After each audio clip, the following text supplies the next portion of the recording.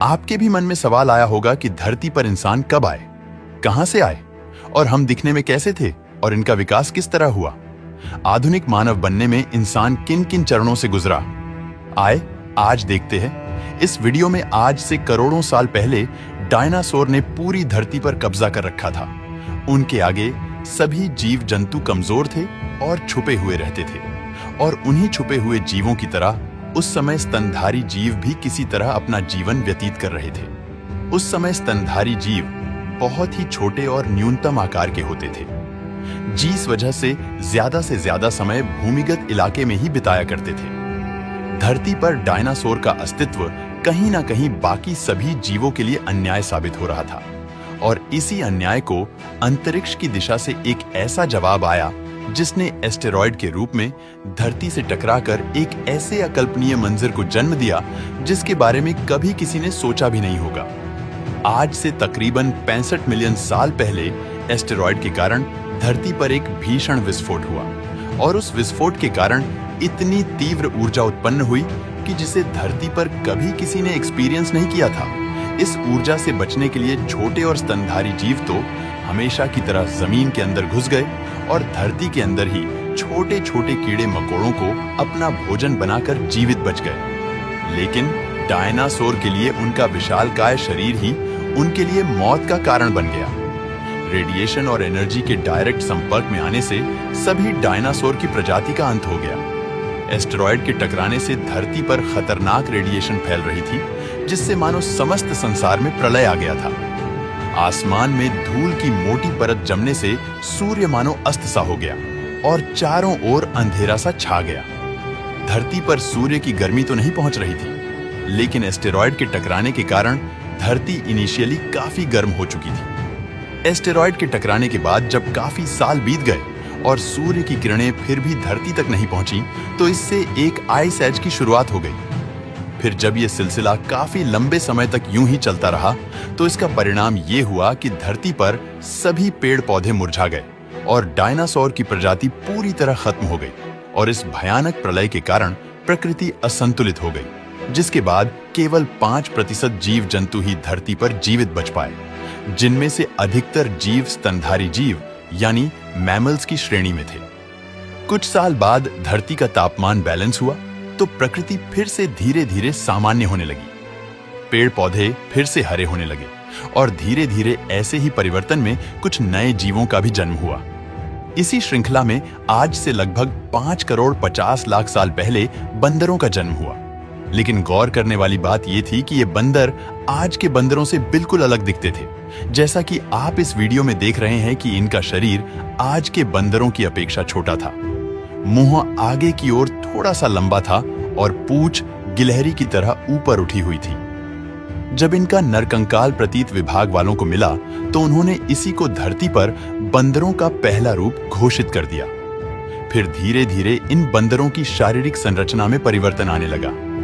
इसी तरह जीव जंतुओं के साथ साथ धरती भी धीरे धीरे परिवर्तित और संतुलित हो रही थी। कुछ लाख सालों बाद वातावरण पूरी तरह से सामान्य हो चुका था, और दिन तथा रात अपने निर्धारित समय से पूरे हो रहे थे। ऐसे में कुछ जीव शाकाहारी थे जो प्राकृतिक चीजों से अपना पेट भरते थे, तो वहीं कुछ जीव जो मांसाहारी थे, वे धीरे धीरे शिकार करने की प्रवृत्ति में आ रहे थे। लेकिन सामान्य होते होते धरती पर फिर एक विपत्ति आई, जिससे अफ्रीका द्वीप के पूर्वी क्षेत्र में एक नई पर्व श्रृंखला बन गई, जिसे ईस्ट अफ्रीकन रिफ्ट वैली के नाम से जाना जाता है। इस पर्वत श्रृंखला के कारण मौसम में काफी परिवर्तन आया। वहां के जंगलों में हवा का प्रभाव बहुत कम हो गया, जिसकी वजह से जीव जंतुओं को भारी नुकसान पहुंचा।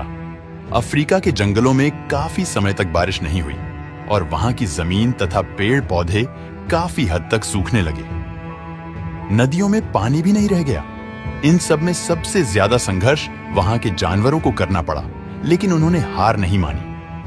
अफ्रीका के इन्हीं जंगलों में एक प्रजाति रहती थी, जिसका नाम था पियरोलैपिथेकस, और आपको जानकारी होगी कि जानवरों की यह प्रजाति आगे चलकर हमारी पूर्वज बनी। जैसा कि बंदरों का स्वभाव है कि वे एक डाली से दूसरी डाली पर कूदते हैं, और इसके लिए वे अपने आगे के दोनों हाथों का सहारा लेते हैं। उस समय भी ऐसा ही होता था, लेकिन धीरे धीरे यह बंदर अपने 2 पैरों से पेड़ की डाली पर खड़े होने की कोशिश करने लगे और धीरे धीरे 2 पैरों पर खड़े होने की इनकी क्षमता मजबूत होती गई। समय में आगे जाकर जब उनका विकास हुआ तो इन प्रजातियां में भी अलग अलग रूप देखे गए। इनमें से कुछ तो चिंपांजी बन गए, जिन्हें हम आज भी देख सकते हैं कि वे इंसानों से काफी मेल खाते हैं, और कुछ प्रजातियां धरती पर उतरकर पूरी तरह से इंसान बनने के लिए धीरे धीरे विकसित होने लगी। इन सभी प्रजातियां में सबसे पहले अर्डिपिथेकस रामिडस पेड़ों से धरती पर उतरकर अपनी भोजन तलाशने लगी और जीवन जीने लगी। ये एक क्रांतिकारी कदम था, क्योंकि इसके माध्यम से आगे आने वाली पीढ़ियों को एक नई प्रजाति की धरोहर मिलने वाली थी। अब तक के में आई हुई सभी प्रजातियां में से अर्डिपिथेकस रामिडस ने अपना विकास सबसे अधिक तीव्रता से किया, जिसके अंतर्गत इस प्रजाति के जीवों ने धीरे धीरे महज कुछ ही सालों में अफ्रीका के सभी क्षेत्रों में अपने समुदाय को फैला लिया। लेकिन अपनी पिछली पीढ़ियों से अधिक बुद्धिमत्ता होने के कारण ये सिर्फ अफ्रीका तक ही सीमित नहीं रहे, बल्कि इन्होंने अपनी यात्रा पीढ़ी दर पीढ़ी आगे बढ़ाई और फिर समय आने पर पूरी तरह से धरती के हर कोने पर निवास करने लगे। अपने बुजुर्गों के विपरीत ये पैरों से तो चलते ही थे, लेकिन इसके साथ साथ समय आने पर जब इनका शरीर इनकी आवश्यकताओं के अनुसार ढलने लगा, तब आगे जाकर इनके हाथ भी पैरों के समान लंबे होने लगे।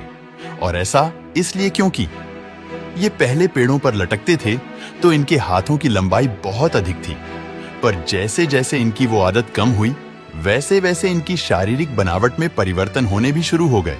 फिर जब ये धीरे धीरे 2 पैरों पर ही चलने लगे तो इससे इन्हें शिकार करने में भी आसानी होने लगी, और इस नए परिवर्तन से इनकी ऊर्जा भी बचने लगी।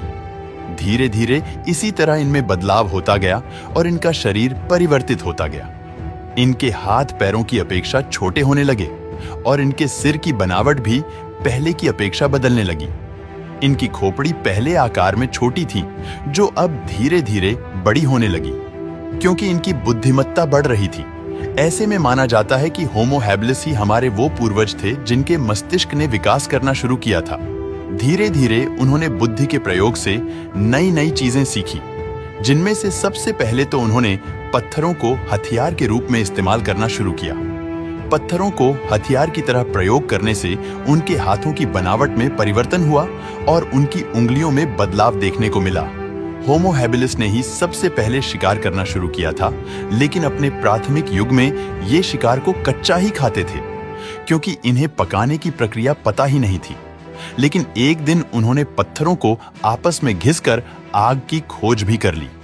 आग की खोज मानव विकास की शायद आज तक की सबसे बड़ी खोज थी। पहले तो मनुष्य आग से डरता था, लेकिन जब उसे आग का महत्व पता चला तो उसे बहुत सी सुविधा होने लगी। आग के द्वारा ये कच्चे मांस को पकाकर खाने लगे, जिससे इन्हें भोजन करने में आसानी होने लगी, और साथ ही साथ आग इन्हें ठंडे मौसम से भी बचाने लगी। जब इनकी बुद्धि में थोड़ा और विकास हुआ तो ये हर भोजन को पकाकर खाने लगे, जिससे इन्हें पाचन में आसानी होने लगी, और इनकी ठंड का सामना करने के लिए इस्तेमाल की जाने वाली वो ऊर्जा भी बचने लगी। इसके अलावा खाने को पकाकर खाने से इनकी कच्चे मांस को चबाने में लगने वाली ऊर्जा भी बचने लगी, और वही ऊर्जा इनके दिमाग के विकास में सहायता करने लगी। इनके दिमाग का विकास धीरे धीरे बढ़ता गया, और फिर आज से लगभग 2 लाख साल पहले की पीढ़ी है। बड़े दिमाग के साथ जन्म लेने लगी। इनके दिमाग के साथ साथ शरीर की अन्य आंतरिक संरचना में भी परिवर्तन हुआ, जैसे उनके गले की नली की बनावट भी बदली, जिससे उनकी आवाज में परिवर्तन हुआ। अब वे अपनी अलग तरह की आवाज निकालकर आपस में संपर्क करते थे तथा अपनी बात एक दूसरे को समझाते भी थे। इंसान ने खाना खाना, एक दूसरे से संपर्क करना, अपने आप को सुरक्षित रखना तो सीख लिया था, लेकिन अभी वह पूरी तरह से विकसित नहीं था। ना ही उसने अपने लिए घर बनाना सीखा था। आग के आविष्कार के बाद हमारे पूर्वजों ने पेड़ों के पत्तों और जानवरों को मारकर उनकी खाल से अपने शरीर को ढकना सीखा। फिर धीरे धीरे बहुत सारी खोजें कि जो एक मानव को सभ्य मानव बनाती है। मनुष्य की प्रवृत्ति निरंतर कुछ ना कुछ करते रहने की है, और इसीलिए आदिकाल से लेकर आज तक मनुष्य दिन प्रतिदिन नए नए आविष्कार करता आया है और आगे भी करता रहेगा। दोस्तों, आज का वीडियो कैसा लगा हमें नीचे कमेंट करके जरूर बताएगा।